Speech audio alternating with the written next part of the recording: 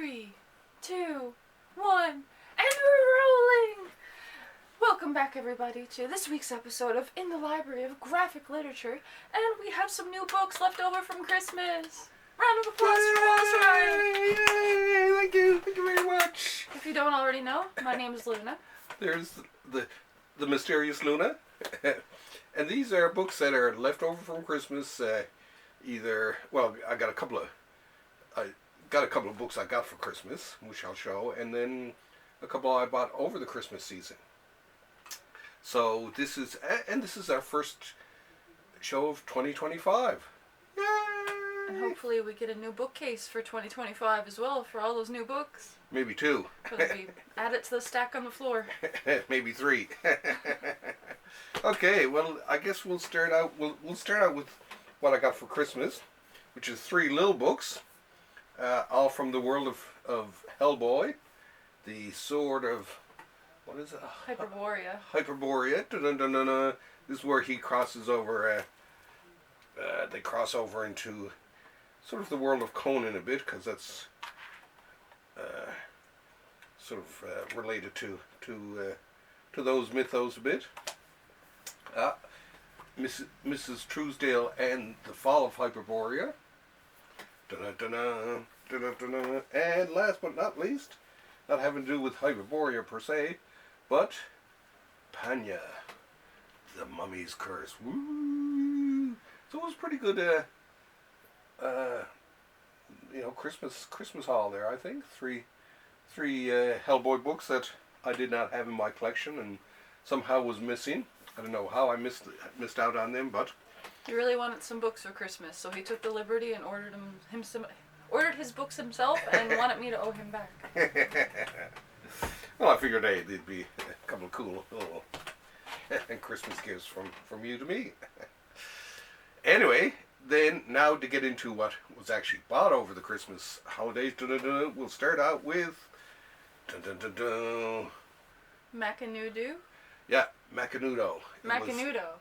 It's a Argentinian comic strip by Liniers, and it is so cool. It's like a mixture between Calvin and Hobbes, The Far Side, and we got a cat here. Oh, we do have a cat.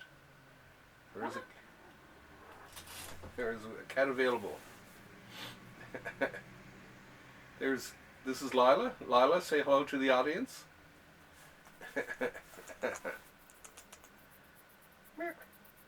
Have a seat now. Anyway, MACANUDO. You can sit there with her, I guess. It really is a mixture of. Even says here it's like a little bit of Crazy Cat, a little bit of Peanuts, Far Side, but more Far Side and Calvin Hobbes is the feeling that I get there. Really beautifully drawn little short strips. Pretty cute. Oh yeah, and they have some recurring characters in them, like this girl who's always reading. What's her name again? I can't remember her name. And the penguins. Oh, there she is. It looks like Molly from Big Comfy Couch. Oh, okay. And there she is again. But yeah, it's very, very cool. Oh, and Olga, who's an imaginary friend. But and the cat. This is the cat. Oh, I can't remember the cat's name. Mandelbaum or something like that, I think it is. But anyway, very, very cool. I love it, and I love the drawing style. It's so simple. It really does go along with it, right? So for any of you who haven't experienced MACANUDO, this is what it looks like. It is absolutely darling. Absolutely darling.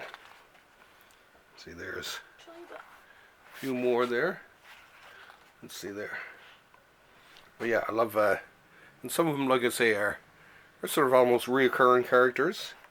But I love the penguins and the witches. That's another one too. So if you could give it between 1 and 10 stars, what's your rating? Oh, this one I'd give like at least believe it or not, a 9.5 stars. 9.5? It's just that good. Now this is volume 3, and I do have the first 2 volumes. Oh, and nicely embossed. Yes, I can see. Very nicely done. Done by Fantagraphics, of course, one of the premier, and even on the back it's embossed. I like the Okay. penguins are embossed, right? Hmm. So yeah, very well done. Thank you very much, Fantagraphics. Now we're going to get into the two big books that got over Christmas.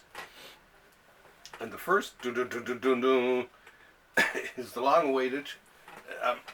From back there, you see the Conan the Barbarian books. Marvel was producing these cool omnibuses of Savage Sword of Conan and Conan the Barbarian, the comic strip, until they lost the license to Titan.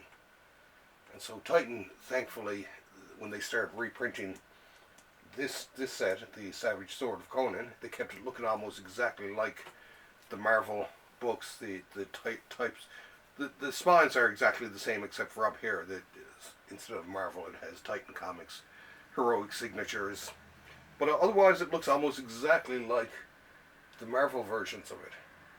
And now this one has work by Larry Kayada, Don Kapar, Gary, Wapiz or whatever, Jim Owsley, Roy Thomas, Ernie Chan, and Michael Doherty. Now these aren't some of my more favorite ones, but there's some cool artwork in them. Of course, it's all black and white, like all the other issues of Savage Sword of Conan. And if you're a Conan fan, it's worth getting. Well, it's worth getting just to complete your series of Conan books, right? Do you like my scarf?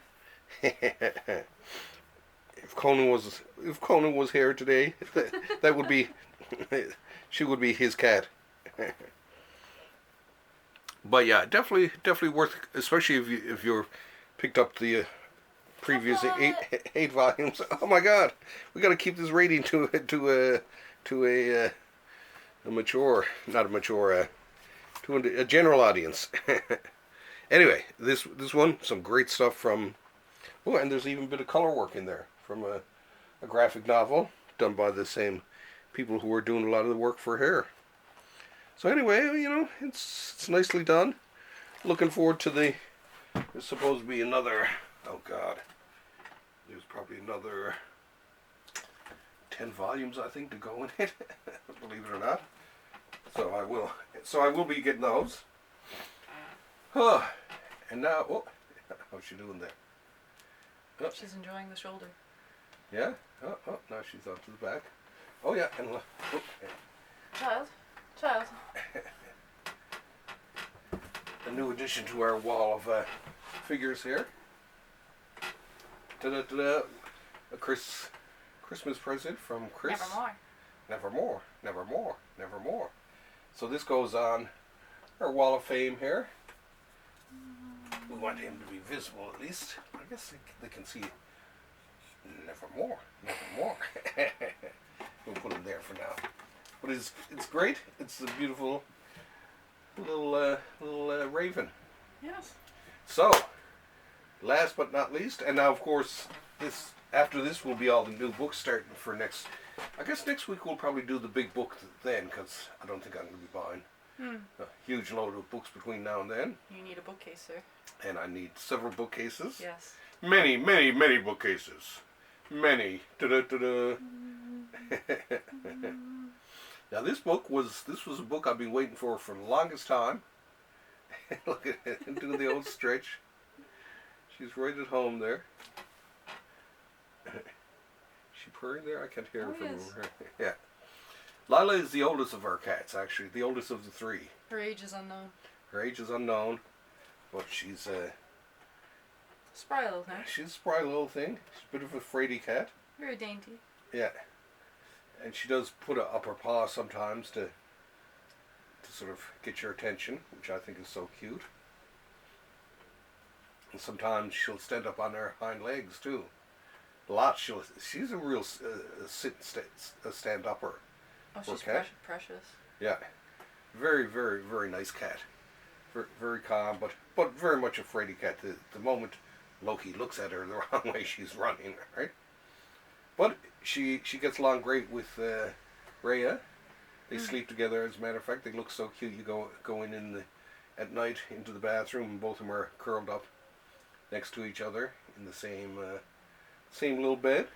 She was rescued during Snowmageddon. We had this like huge snowfall. It was like 10, 20 feet of snow.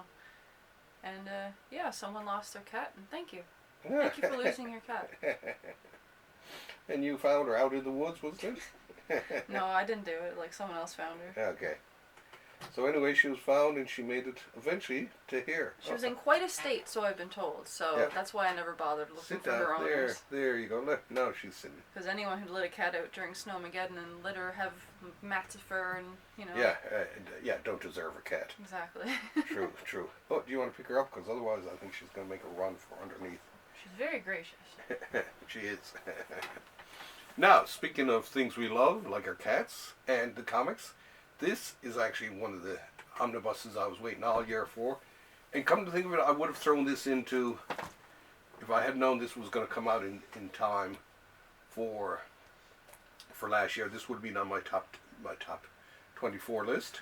This is DC versus Marvel, the Amalgam Age. Didn't you show us this one last time? No, it was DC versus Marvel, the straight. So it's more or less the DC. Now this has sort of some of the same things, but in particular this has what's called the Amalgam series.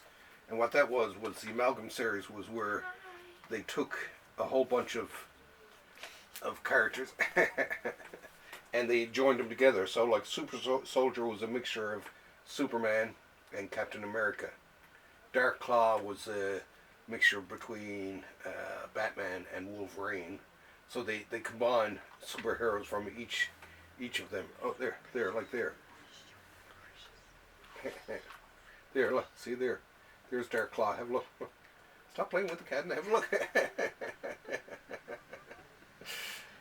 So they had a lot of heroes that were mashups. Mashups were the big thing back then, and I love this series actually. Oh yeah, and like for Wonder Woman was a mixture of Wonder Woman and Storm. There, look. Okay. So it was a really cool idea, and it only lasted. They only did it once, which is too bad because everyone loved all the other characters. Doctor Strange Fate was another one, which was a mixture between Doctor Strange and Doctor Fate.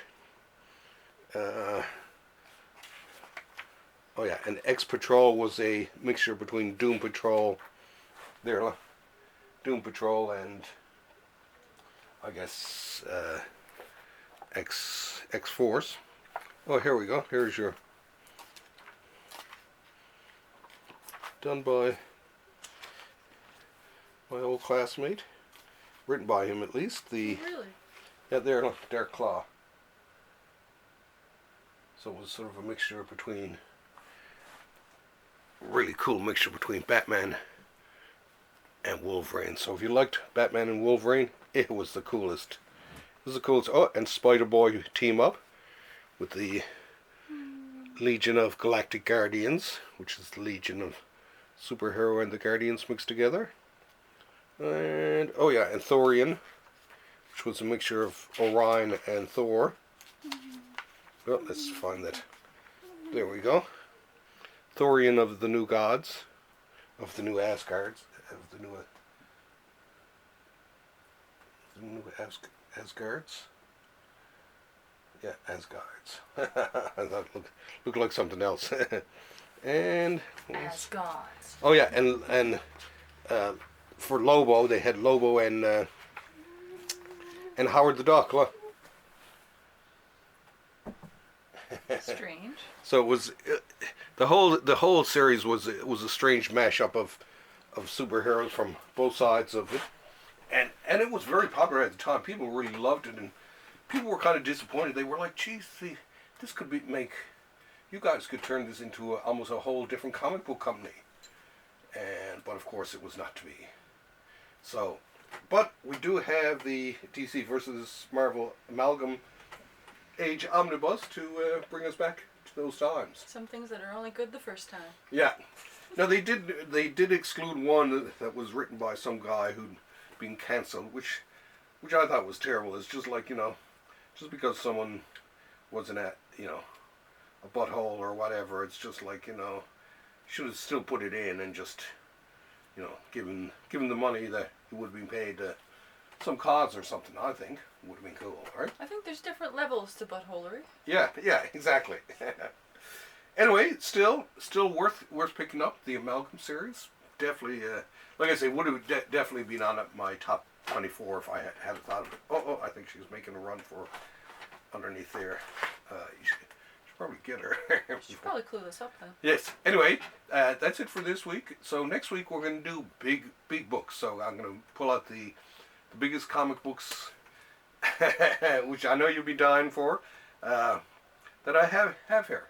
And we're going to have a look at what comics look like when they're big and beautiful, which they all are, more or less.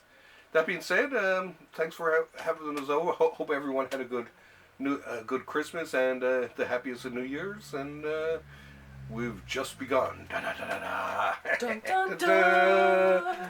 Dun, dun, dun, dun, dun.